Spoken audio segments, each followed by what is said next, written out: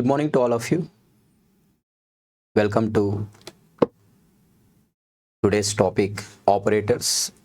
I am K. Srikanth, Associate Professor of ECS Department at GPREC Kannur. Let us start today's topic, an interesting topic called operators in Java language. So first of all, we define what is an operator. So operator, it is a symbol that is used to perform a mathematical operation. So a symbol which is used to perform a mathematical operation. So in Java language, there are a lot of operators to us, and here you can see it is listed nearly 9 set of different operators. So we have arithmetic operators, unary operators, assignment operator, relational operators, logical operators, ternary, bitwise operators, shift operators, and instance of operator. Hope the definition is clear to you. So the operator, it is a symbol which is used to perform a mathematical operation. So let us discuss the set of operators listed here one by one. So first we focus on arithmetic operators. So totally we have 5 different symbols in Java language. One is the star, which is used to perform multiplication among the two operands. The second one is division, which is represented with a symbol slash, and the division, it gives quotient of two values. We have mod operator, modulo operator. So this modulo operator, it gives remainder of two numbers. When you divide two numbers, we get quotient, which can be done with a symbol slash, and we have remainder which can be obtained by using a symbol mod. And we have plus operator, which performs addition of two values, and minus operator, which perform subtraction among the two values. So arithmetic operators, they are binary operators. So they are also called as binary operators because the operator needs two input values. Right. So the operator, it needs two input values. So if you take an example, so we can write a plus b, a minus b, a star b, or a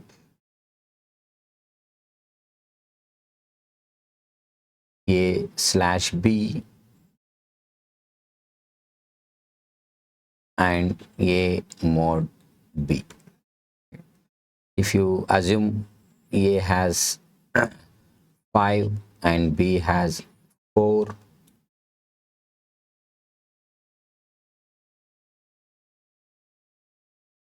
so b has 4, so we can get the result a plus b has 9, a minus b has 1, a into b has 20, a slash b, which gives the quotient, right, which is 1, and the remainder, it is also 1 in this case. So next type of operators are unary operators, and we have two unary operators. One is unary minus and unary plus, and the symbols are minus and plus. So these unary operators, they need only one input or one operand.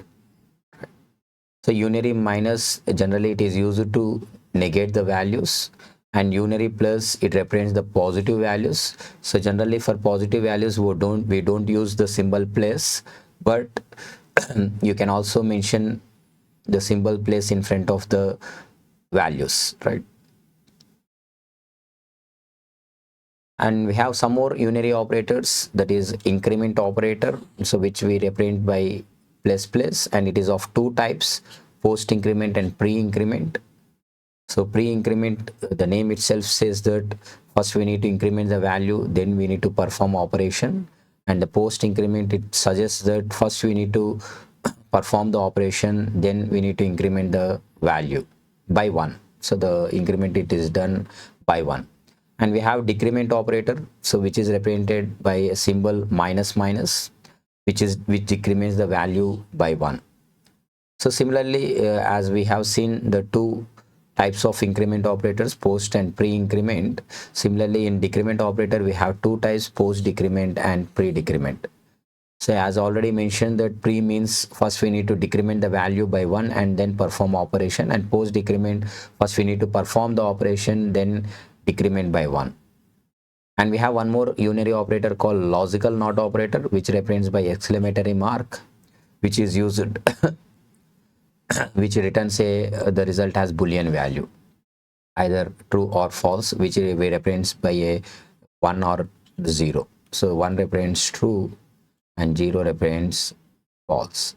And it is also a unary operator which needs only one operand.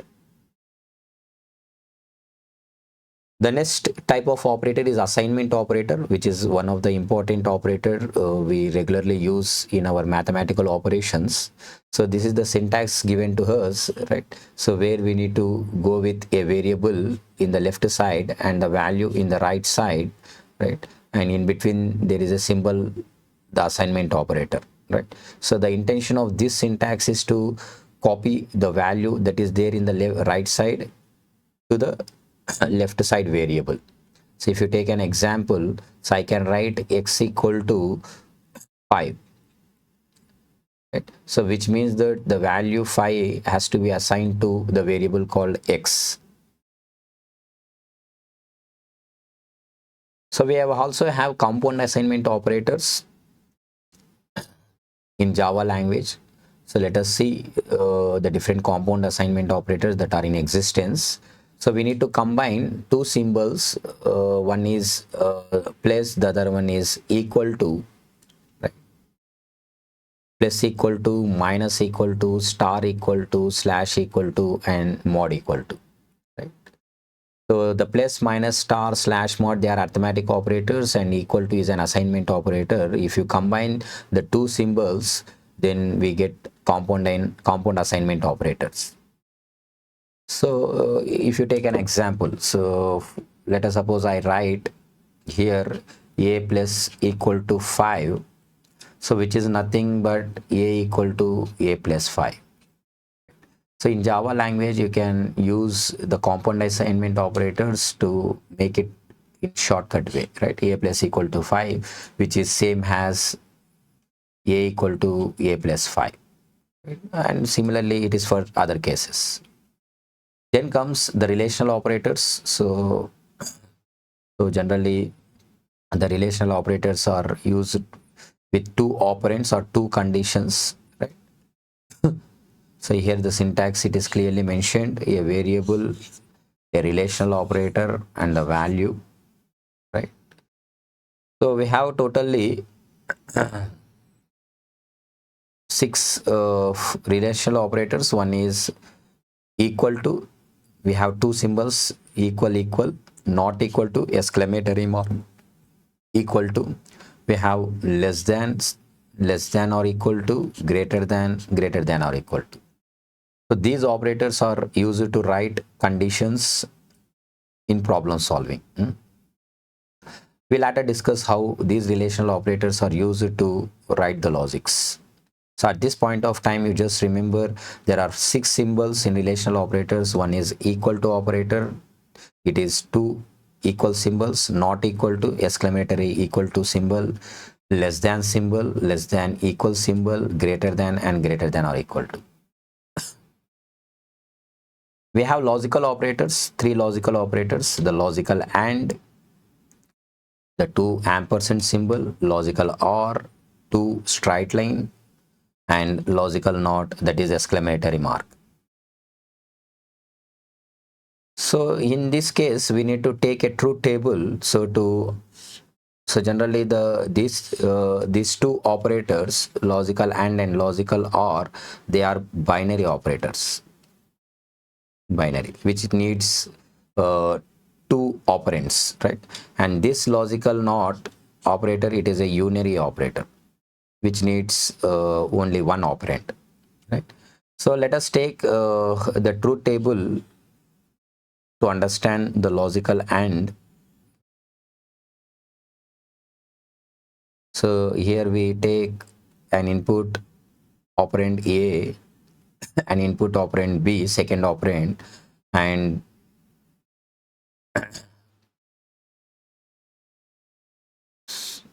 the result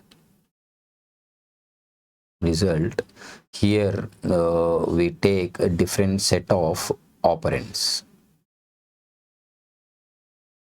So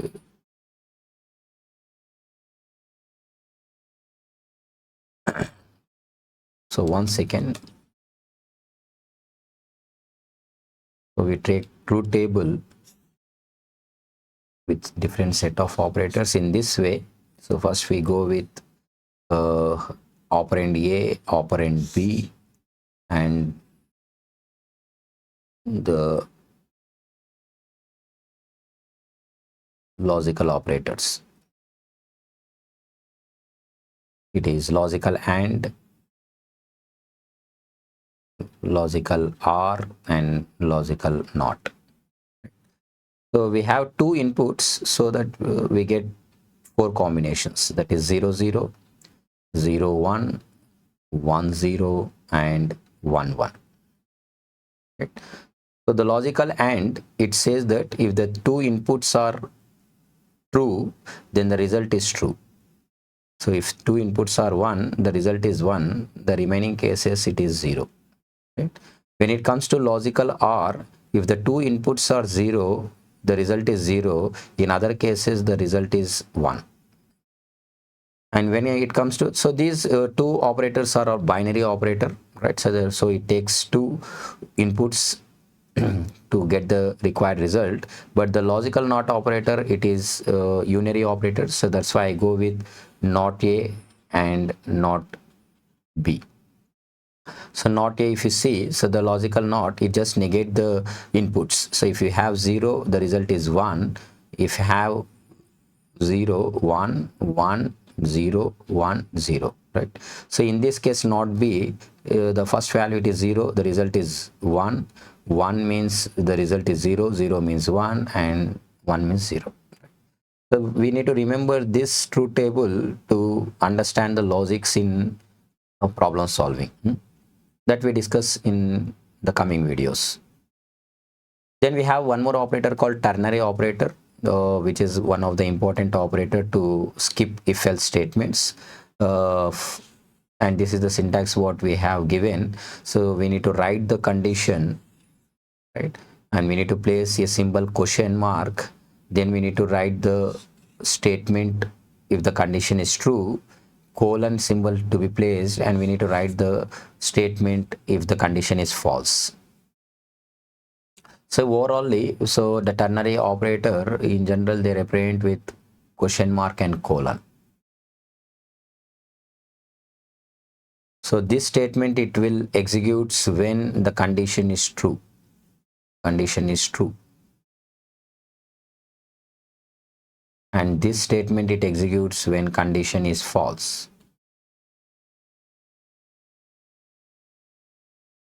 And we need to put some condition here. So if you take an example, so if I write like this, A greater than B, question mark, return A, colon, B. So in the left side, I go with a variable called big. Right? So I'm just evaluating A greater than B. If it is true, so if the statement is true, it goes to A. If the statement is false, it goes to B.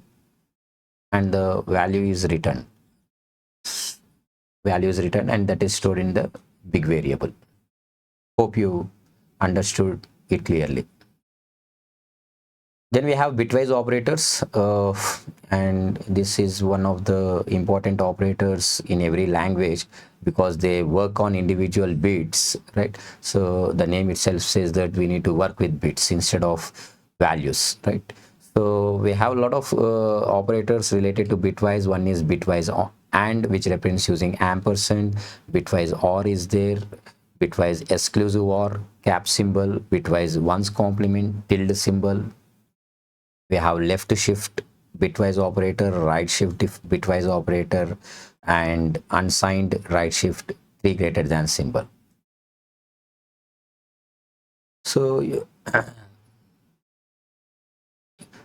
we take separate video to understand the bitwise operators. At this point of time, you just remember the bitwise operator symbols. One is ampersand, the other one is or symbol, straight line, cap symbol, which is exclusive or, tilde symbol is there. So these three operators, they are binary operators which need two operands, and this bitwise complement or operator, it is a unary operator. uh, then we have left shift and right shift, which are binary, which needs two inputs, right? And even unsigned right shift is also binary operator. So we just discuss in detail with an example in the next video, so that it is very clear to us, right?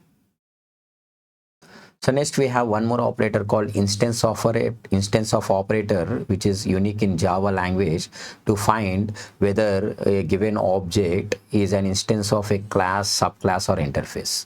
And this is the operator that we need to use, right? So the operator is instance of operator.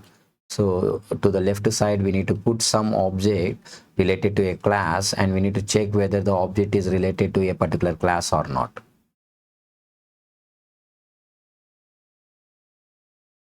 And returns true or false. So if it is instance of a class, the object is an instance of a class, it returns true, otherwise it returns false. And one more important concepts related to operator is the precedence and the associativity of operators. And we all know that the precedence, it deals with the priority of operator. So when uh, you are working with a mathematical equation, let us suppose I write here a plus b star c, right? Here you can see there are two arithmetic operators b and star in my expression, and my question is whether to perform a plus b first or b star c second. And the language says that, so b star C, the star symbol, it has a high priority compared to plus symbol. So that's why we need to go with B star C first, and the result, so the result of B star C to be added to A,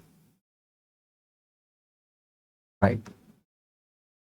So this is this type of rules that are defined to the Java compiler, and as a individual we need to remember the precedent, the priority of each and every operator, so to solve the mathematical equations. And to overcome the priorities, to skip the priority rules, we can go with the parenthesis symbol, right, which has highest precedence, and it discards the priority rules, right, to solve the mathematical equations. And we have one more concept called associativity. Let us suppose I have a mathematical equation a plus b plus c, right? Here you can see I have two operators which are of same precedence, right, same priority.